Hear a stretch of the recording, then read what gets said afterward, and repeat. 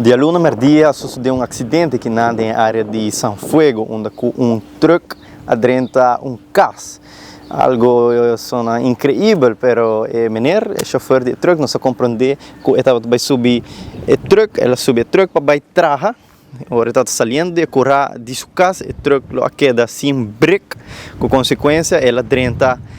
e cas dilante, pois ela adentra San Fuego 22, se compreende também for de habitante de casa aqui que afortunadamente não estava tendo nenhum gente dentro do câmbio, pero sim quando tem um sonido mais duro ou retruca adentra, dor de impacto, a senhora está expressando que ela quer, estava um temblor ou algo, e no momento de susto ela sai de casa e depois ora a coisa calma um tique, ela bem reparar que estava um truck adentra sua casa, pois a senhora me expressar com um par de minutos por mês, estava dentro do câmbio, afortunadamente no momento que o saque passa, ela não estava dentro do câmbio, pero seguro susto grande, ela riba agora com o truck adentra sua casa. Naturalmente a polícia apresentar, personal de forenses também apresentar para assinatura o dado de sucedido aqui,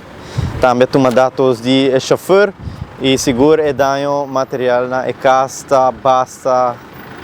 considerável, pois ela destruiu câmbio por completo, só pensando que não truck grande, não compreender, se minuto errado truck não custa transportar container, se minuto errado, isso que sucede na área de San Fuego, também me se visa que no momento que o truck aqui é sem break, não tem nenhum turista of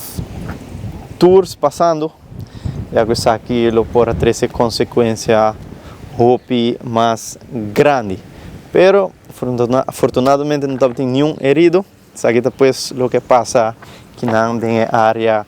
de San Fuego de luna merdia, de quem falaremos com Isaac Amcial para 24horas.com.